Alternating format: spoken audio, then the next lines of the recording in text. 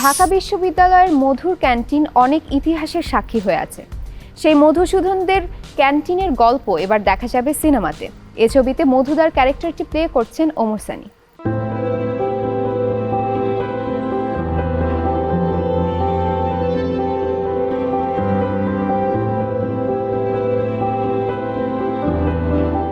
ঢাকা বিশ্ববিদ্যালয়ের ঐতিহাসিক একটি রেস্টুরেন্টের নাম মধুর ক্যান্টিন।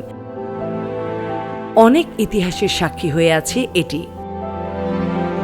1971 সালের 26 মার্চ পাকিস্তান সেনাবাহিনী ঢাকা বিশ্ববিদ্যালয়ের ছাত্র শিক্ষক কর্মচারীদের ওপর নৃশংস হামলা চালায়। মধুর ক্যান্টিনের মধুদাকে সপরিবারে হত্যা করা হয়। সেই মধুসূদন দে মধুদা নেই, কিন্তু ক্যান্টিন আছে এখনো। এবার সিনেমায় উঠে আসবে ইতিহাসের সেসব গল্প।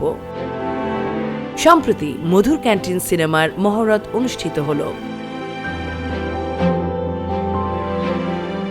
মহরতের পর মধুর ক্যান্টিনের সামনে শুটিংয়ে অংশ নেন মহসিন পলাশ ও মৌসুমী। তাদের অভিনয়ের মাধ্যমে ক্যামেরা ওপেন হয়। মধুর ক্যান্টিন সিনেমায় ওমর সানি মধুদার চরিত্রে অভিনয় করবেন, আর মৌসুমীকে দেখা যাবে একজন যুদ্ধ শিশুর চরিত্রে। ওনার ফ্যামিলির সাথে আমি কথা বলেছি যে কিভাবে মধুদা কথা বলতেন, কিভাবে চলাফেরা করতেন, কোন দর্শন নিয়ে চলতেন, এগুলি আমি মোটামুটি স্টাডি করেছি।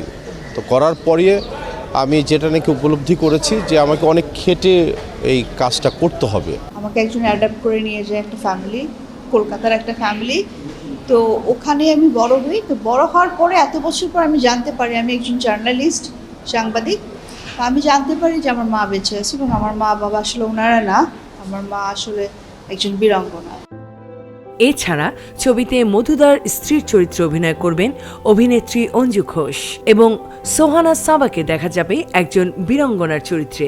ছবিটির নির্মাণের কারণ সম্পর্কে পরিচালক সাইদুর রহমান সাইদ বলেন, কিছুটা স্বাভাবিকভাবে এসেছে। ওই সময়ের ছাত্র রাজনীতি 6 দফা 11 দফা এগুলো এসে গেছে, প্লাস অসহযোগ আন্দোলন, প্লাস বঙ্গবন্ধুর ভাষণ, তখনকার আমাদের বিভিন্ন বয়সী ছেলে মেয়েদের প্রেম বিরহ ভালোবাসা।